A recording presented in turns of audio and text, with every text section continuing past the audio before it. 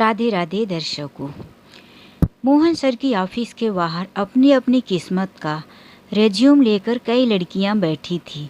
आज मोहन सर के बेटे पंकज के लिए एक पर्सनल सेक्रेटरी जो चाहिए थी। लड़कियों की भीड़ काफ़ी थी।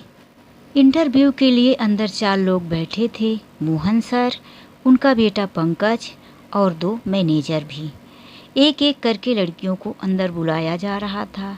उसके बाद भी बहुत लेट हो चुका था, इसीलिए मोहन सर ने एक कर्मचारी से कहलवा भेजा कि बाहर बैठी हुई लड़कियों को आज जाने के लिए बोल दो, कल इसी समय पर आ जाए। बाहर बैठी हुई कुछ लड़कियां पैर पटकते हुए चली गई, कुछ मुंह फुलाकर चली गई, लेकिन वहां पर एक लड़की बैठी रह गई जिसका नाम निशा था। 1 घंटे के बाद ऑफिस बंद होने का टाइम हुआ।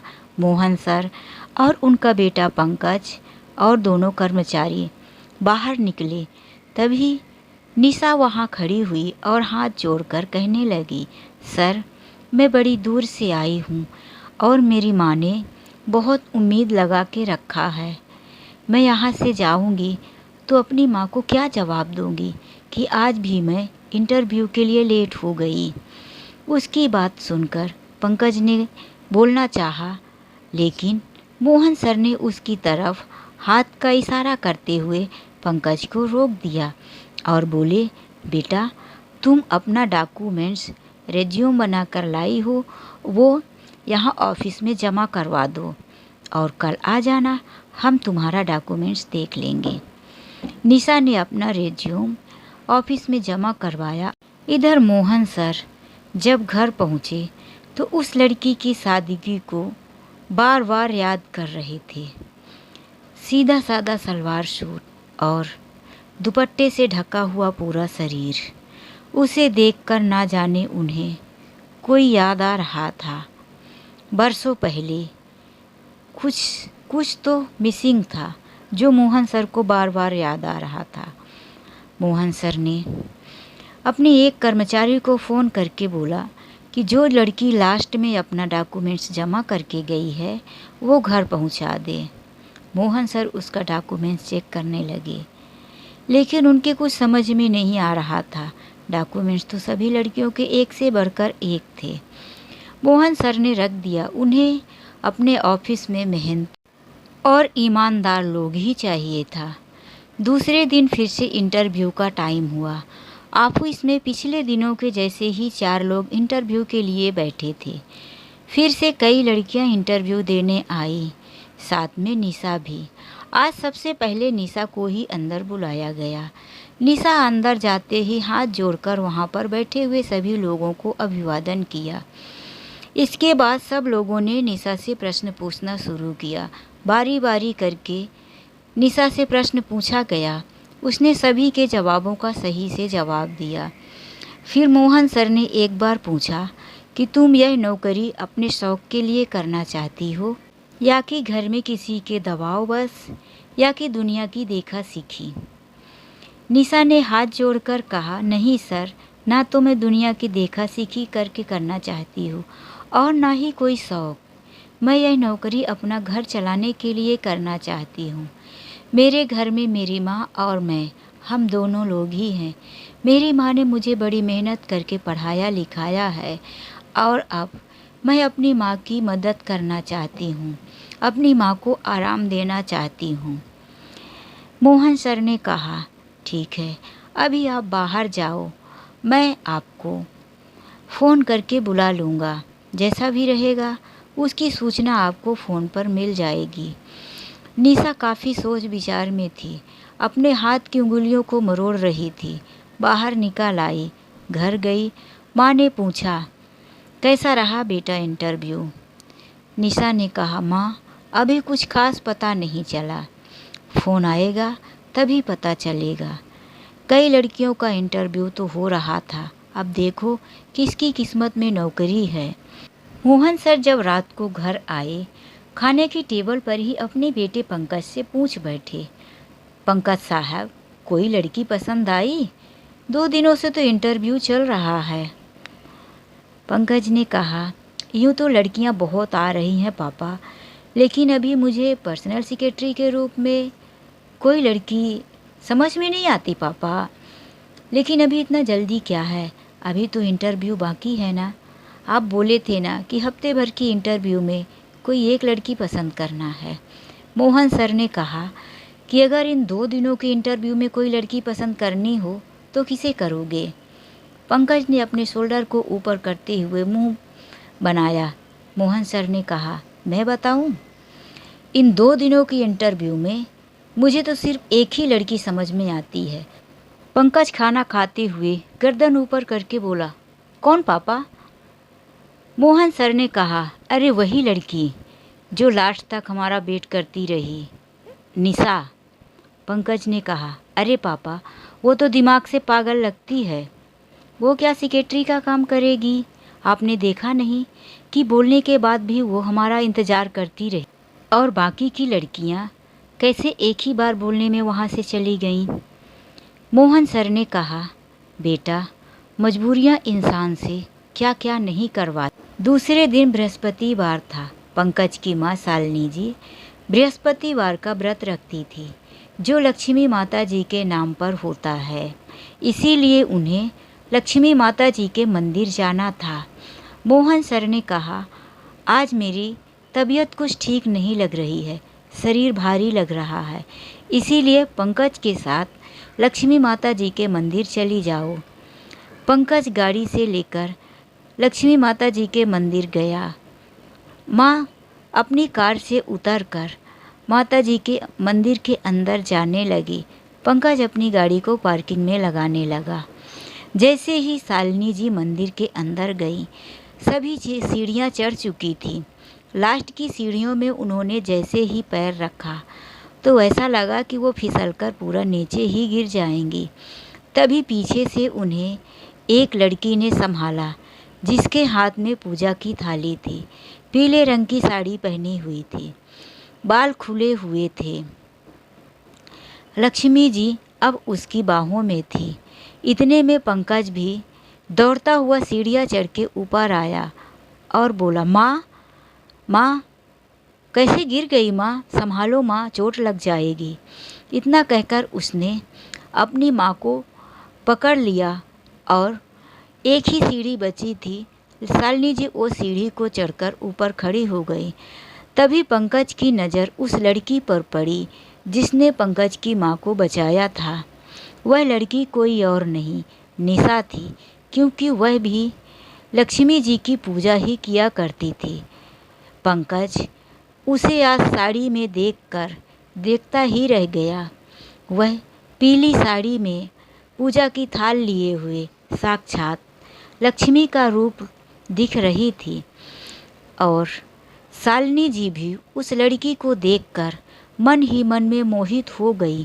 शालिनी जी अपने बेटे के लिए काफ़ी टाइम से लड़की ढूंढ रही थी, लेकिन पंकज यही बात कह के टाल देता था कि माँ, अभी मेरी उम्र ही क्या है, समय आएगा तो शादी भी हो जाएगी। सामने से पंकज ही बोल पड़ा, अरे तुम निशा हो क्या? निशा ने कहा, हाँ सर। और फिर आगे बढ़ गई। शालिनी ने पूछा, बेटा, तुम इस लड़की को जानते हो क्या?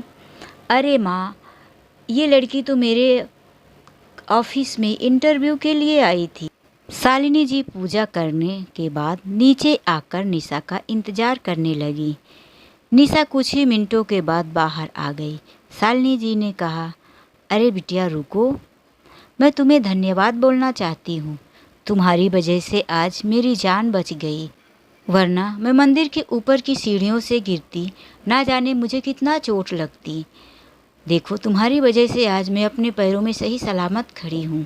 निशा ने कहा, आंटी जी, आप ऐसा मत बोलिए। भला माता लक्ष्मी जी के सामने, उनके ही दरबार में आपको कैसे चोट लग सकती है? ये सब कुछ माता की कृपा ही है, मैंने कुछ नहीं किया। शालिनी जी ने कहा, ठीक है, चलो आओ बैठ जाओ, कहाँ है तुम्हारा घर? निशा ने कहा, मेरा घर यहीं पास में ही है। मेरे घर से और मंदिर की दूरी 10 मिनट के अंतर में ही है, मैं चल के चली जाऊंगी। शालिनी जी ने कहा, मेरी जान बचाई हो, इतना तो हक मुझे दो कि मैं तुम्हें तुम्हारे घर तक छोड़ दूँ। पंकज वहीं खड़ा सारी बातें सुनता रहा। आखिर निशा नहीं बोल पाई और शालिनी जी के साथ उनकी गाड़ी में बैठ गई। पंकज निशा को छोड़ता हुआ फिर अपनी माँ को लेकर घर चला गया। निशा के गाड़ी से उतर जाने के बाद पंकज को कुछ अजीब सा महसूस हो रहा था। पंकज बार बार निशा के बारे में ही सोच रहा था कि कितनी संस्कारी लड़की है, कितनी मीठी बातें करती है। पंकज ड्राइविंग करते हुए माँ की तरफ देखकर कहा, हाँ। दूसरे दिन ऑफिस में मीटिंग था। मीटिंग में मोहन सर ने कहा, आज 3 दिनों से बहुत लड़कियां आ रही हैं, हमें रखना किसी एक लड़की को ही है, लेकिन हम खामखा एक पोस्ट के लिए कितनी लड़कियों को परेशान कर रहे हैं। जब तक हम ये इंटरव्यू ख़त्म नहीं करेंगे, लड़कियां आते ही रहेंगी। मोहन सर पंकज की तरफ इशारा करते हुए बोले, पंकज क्या कहते हो, इंटरव्यू चालू रखूं या किसी लड़की को कॉल करके बुलाऊं? पंकज ने कहा, पापा वो आप क्या बोल रहे थे? पंकज को नाम तो पता था, लेकिन वो डायरेक्ट पापा से कहना नहीं चाहता था, इसीलिए वह हकलाते हुए ऐसे दिखावा करने लगा। पापा वो आप क्या कह रहे थे, वो कौन सी लड़की थी? मोहन सर ने कहा, हाँ निशा। तो निशा को कॉल करके बुलाऊं क्या? पंकज ने कहा, हाँ पापा। निशा को मोहन सर ने कॉल किया। उधर से निशा ने कॉल उठाया। मोहन सर बोले, हेलो बेटा, मैं मोहन सर बोल रहा हूँ। निशा ने, नमस्ते सर, मैं निशा बोल रही हूँ। बेटा तुम कल 10 बजे ऑफिस पहुँच जाओ। निशा ने कहा, thank you so much sir, मैं समय से ऑफिस पहुँच जाऊँगी। निशा अपनी माँ के पास दौड़ती हुई गई और माँ को दोनों हाथों से दबोच लिया और इधर उधर घुमाते हुए, ओ माँ, मुझे तो मोहन सर ने फ़ोन किया था, मुझे लग रहा है अब की बार बात बन जाएगी। निशा की माँ ने कहा, क्या हुआ बताओ तो। निशा अपनी बाहों से माँ को आज़ाद करते हुए सामने आई और बोली, माँ खुद मोहन सर ने मुझे फ़ोन किया था और कल 10 बजे मुझे ऑफिस बुलाया है। निशा की माँ सविता जी ने कहा, वो तो सब ठीक है, लेकिन सुबह 10 बजे ही जाना है कल की तैयारी के लिए। कल तुम कौन सा ड्रेस पहन के जाओगी, ये सब तैयार कर लो, फिर सुबह तुम सारे कपड़े निकाल कर फेंकने लगती हो। निशा ने मुंह बनाते हुए कहा, माँ मेरी सारी ड्रेस पुरानी हो गई है, सालों से मैंने कोई नई ड्रेस नहीं ली और कल मेरा ऑफिस का पहला दिन है, मुझे कोई अपनी साड़ी दे दो ना माँ। सविता जी ने सोचते हुए कहा, साड़ी चाहिए तुम्हें? मेरे पास तो अभी के फैशन वाली साड़ी नहीं है, 10 साल से मैंने साड़ियाँ खरीदी ही कहाँ, वही पुरानी साड़ी। फिर निशा जी अलमारी खोली, उनको एक लाल साड़ी नज़र आई। वह उठाकर बड़े प्यार से निशा के पास लेकर गई और बोली, ये लाल साड़ी तुम्हें पसंद आएगी? निशा ने कहा, हाँ माँ, ये तो बहुत अच्छी है और हल्की भी है। सुबह निशा वही साड़ी पहनकर ऑफिस पहुंच गई। निशा उसी ऑफिस के सामने बाहर बैठी थी। आज निशा अकेली थी, कोई लड़की बाहर नहीं थी। अंदर से बेल बजी, तभी एक कर्मचारी निशा को अंदर भेज दिया। निशा जब ऑफिस के अंदर गई तो आज ऑफिस के अंदर भी कोई नहीं था, सिर्फ पंकज ही था। निशा पंकज को देखकर कमरे में इधर उधर नज़रें दौड़ाई, लेकिन वहाँ उसे कोई ना दिखा। सकुचाती हुई, नमस्ते सर, हाथ जोड़कर किया। फिर पंकज ने सामने कुर्सी में बैठने के लिए कहा। निशा अपने हाथ को रगड़ते हुए घबराते हुए सामने बैठ गई। पंकज ने कहा, चाय या कॉफ़ी क्या पियोगी? निशा ने कहा, कुछ नहीं सर। पंकज ने कहा, तो आज से ही ड्यूटी ज्वाइन कर रही हो, काम शुरू करें क्या? निशा ने फिर अपने चेहरे में थोड़ी सी स्माइल दिखाई और बोली, हाँ सर। निशा को काम दे दिया गया। निशा बड़े मन से काम करने लगी। फिर दोपहर का टाइम हुआ। पंकज सर ने कहा, लंच हो गया है, टिफ़िन नहीं लाई हो? निशा ने कहा, नहीं सर, आज पहला दिन है, ऐसा कुछ पता नहीं था कि मैं वहाँ पर कितना टाइम तक रुक सकती हूँ ऑफिस में, इसीलिए। और वैसे भी मैं खाना खाकर आई हूँ, निशा ने झूठ बोलते हुए कहा। पंकज सर ने कहा, सुबह सुबह तो घर से निकली थी, कैसे खाकर आई हो? चलो हम सब लोग लंच करेंगे तो साथ में तुम भी कुछ खा लेना। निशा ने कहा, नहीं नहीं नहीं सर, मुझे भूख नहीं है। पंकज सर ने निशा के लिए चाय भिजवा दिया। वह अपने वही आप टेबल पर ही चाय पी ली। सब लोग लंच के लिए चले गए। निशा अभी भी काम में जुड़ी हुई थी। पंकज जब अंदर आए तो देखने लगे निशा बिल्कुल कुछ घबराई हुई सी जल्दी जल्दी काम पर लगी थी, क्योंकि उसे किसी एक कर्मचारी ने बता दिया था कि पंकज बड़े ही टाइट मिजाज के हैं, उन्हें काम में लापरवाही बिल्कुल पसंद नहीं है। इसी बात को लेकर निशा घबराई हुई थी। पंकज ने कहा, मैडम यहाँ पर जानवरों के जैसे काम नहीं लिया जाता, ऑफिस है, और इतनी घबराई हुई क्यों हो? क्या तुम्हें यहाँ कोई ज़बरदस्ती मारकर काम करवा रहा है? आराम से काम करो, क्योंकि काम एक ही दिन में समाप्त नहीं करना है, अच्छे से करना है। निशा सामने देखते हुए बोली, सर मैं काम अच्छे से ही करूँगी, मेरे ऊपर भरोसा कीजिए। पंकज को निशा बहुत अच्छी लगने लगी थी। उसका काम, उसकी बातें सब पंकज के मन में घूमती रहती थी। निशा एक ही बातें बोलती थी, लेकिन वो भी बहुत गहरी। निशा अब ऑफिस अपने समय पर आ जाया करती थी। अभी तक उसने ऐसी कोई गलती नहीं की थी जिससे पंकज को कुछ बोलना पड़े। उसके काम से सारा स्टाफ खुश था और पंकज को भी निशा अच्छी लगने लगी थी। लेकिन पंकज निशा से प्यार करे यह उसका दिल नहीं कहता था, क्योंकि अभी 1 साल पहले ही पंकज का ब्रेकअप हुआ था। पंकज एक बहुत खूबसूरत लड़की से प्यार करता था और उससे शादी भी करना चाहता था। यही बात एक दिन उसने अपने दोस्त को भी बताई। जब उसके दोस्त ने उस लड़की को देखा तो उसने जो सच बताया उसे सुनकर पंकज को बहुत सदमा लगा। प्यार से उसका भरोसा ही उठ गया। उसने बताया कि यह लड़की तुम्हारे अलावा कई लड़कों से इसी तरह से पैसों के लिए प्यार करती है। ये सिर्फ अमीर लड़कों से ही प्यार करती है, आज तक ये किसी से सच्चा प्यार नहीं की। पंकज ने जब पता लगवाया तो उसे यही सच सामने मिला। फिर पंकज ने मन में ठान लिया था कि आज के बाद मैं कभी किसी लड़की से प्यार नहीं करूँगा। लेकिन जब से निशा उसके जीवन में आई थी, उसके मन में उथल पुथल सी मची थी। ना जाने क्यों बार बार उसके ख्यालों में निशा आती थी। निशा की सादगी, उसका सर झुकाए हुए काम करना। इतने दिन हो गए थे, लेकिन निशा ने अभी तक सामने से नज़रें मिलाकर एक बार भी पंकज से बात नहीं की थी और ना ही किसी बाकी कर्मचारियों से वे नज़रें मिलाकर बात करती थी। यही बात तो पंकज को बहुत अच्छी लगती थी। एक दिन पंकज निशा को अपने कैबिन में बुलवाया और सामने की कुर्सी में बैठ जाने को बोला। निशा ने सोचा कि शायद कोई ऑफिस का काम होगा, लेकिन पंकज ने जो कहा, निशा की तो धड़कनें ही बढ़ गई। पंकज ने कहा, निशा मैं तुमसे शादी करना चाहता हूँ और तुम्हारा जवाब सुनने के लिए बेचैन हूँ।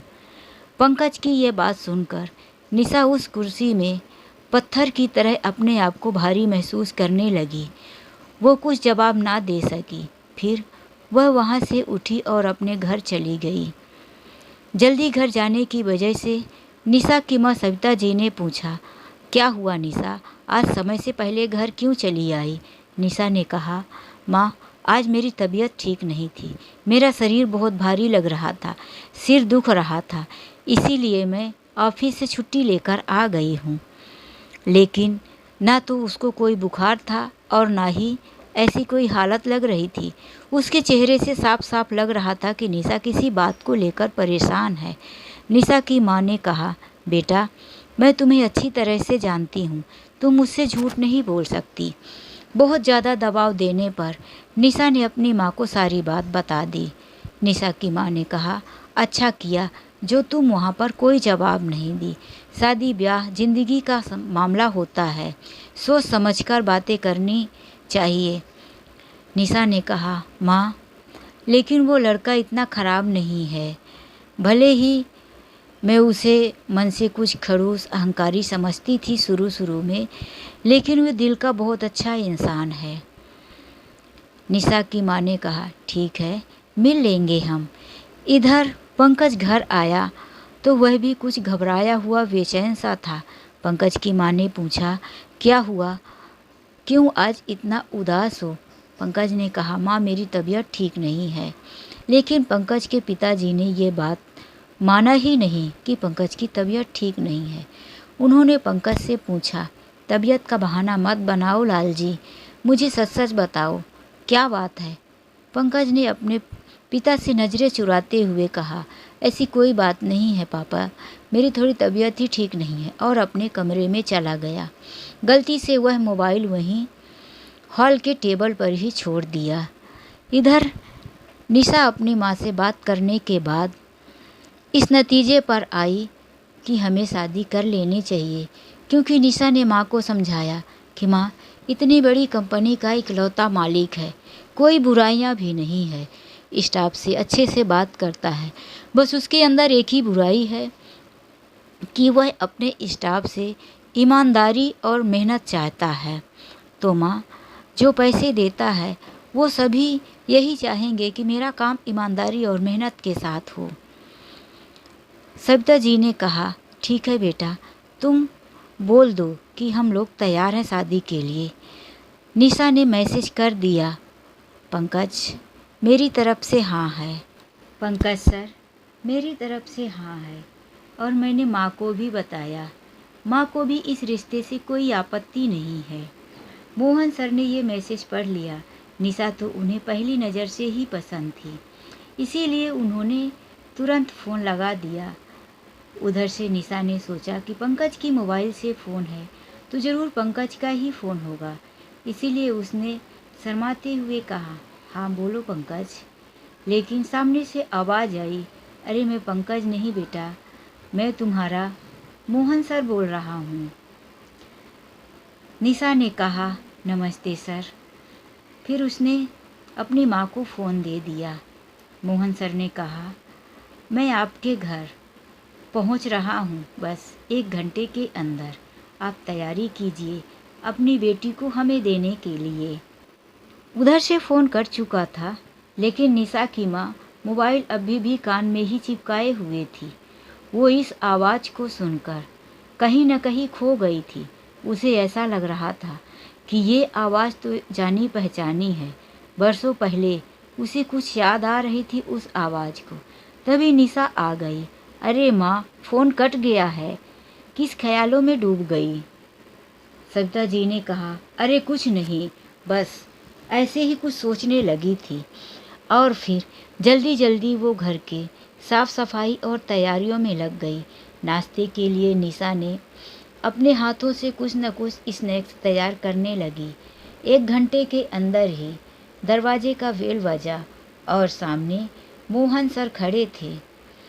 दरवाज़ा निशा की माँ ने खोला था, क्योंकि निशा किचन में थी। जैसे ही मोहन सर निशा के घर के अंदर आए, उन्होंने निशा की माँ की तरफ बिना देखे ही नमस्ते किया, लेकिन सविता जी ने चेहरे की तरफ देखकर ही नमस्ते किया। सविता जी की आवाज़ सुनकर मोहन सर भी ऊपर देखे और एक दूसरे को देखते ही रह गए। फिर सविता जी ने ही चुप्पी तोड़ते हुए कहा, आइए बैठिए। मोहन सर अंदर आकर बैठे। सविता जी ने कहा, इतने सालों बाद कैसे हैं आप? मोहन सर ने कहा, मैं तो ठीक हूँ। फिर सविता जी वहीं बैठी हुई कहीं खो गई। आज से 30 साल पहले सविता जी और मोहन सर एक ही कॉलेज में पढ़ा करते थे। सविता जी लड़कियों में सबसे आगे रहा करती थी, खेल कूद पढ़ाई सब चीज़ों में, और उधर मोहन जी भी शांत स्वभाव, लेकिन पढ़ाई लिखाई में नंबर 1 थे। दोनों जैसे लगता था कि एक दूसरे के लिए ही बने हैं। कॉलेज में कोई भी प्रोग्राम या डांस होता था दोनों साथ में ही मिलकर किया करते थे। दोनों की बातें प्यार तक पहुंच चुकी थी, प्यार से शादी तक। जब शादी का समय आया, सविता जी ने अपने घर में बताया तो सविता जी के पिताजी ने ये कहकर टाल दिया कि यह अमीर घर का बिगड़ा हुआ बेटा है, इसके ना जाने कितने बुरे बुरे शौक होंगे। मैं अपनी बेटी को ऐसे बुरे लड़के के साथ नहीं ब्याह सकता, मैं अपने बराबरी में ही शादी करूँगा। इसीलिए सविता के पिताजी ने एक मिडिल क्लास के लड़के के साथ शादी कर दी। शादी के बाद पता चला कि सविता जी के पति का बहुत बुरा शौक था। जुआ खेलने के बहुत ही खतरनाक आदी थे और साथ साथ शराबी भी थे। शराब के नशे में एक दिन बाइक चला रहे थे, तभी उनका ट्रक से टकराकर एक्सीडेंट हो गया था और वहीं पर उनकी मौत हो गई थी। उस समय पर निशा सिर्फ 3 साल की थी। पिताजी के ससुराल वाले उन्हें अशुभ और कुलक्षणी कहकर घर से निकाल दिए।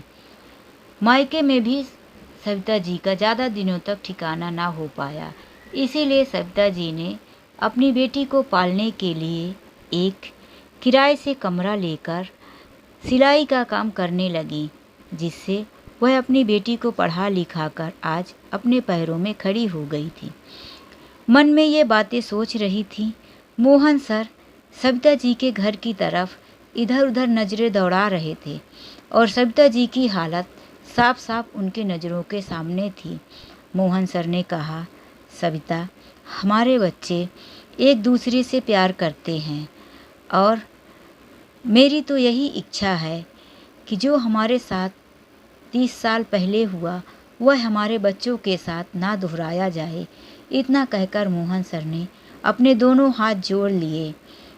सविता जी ने कहा, मैं भी यही चाहती हूँ कि यदि हमारे बच्चे एक दूसरे को पसंद करते हैं तो जल्दी से जल्दी उनकी शादी कर दी जाए, इससे पहले कि समाज वाले मेरे बारे में और आपके बारे में कोई छानबीन करें और आवाज़ उठाएं।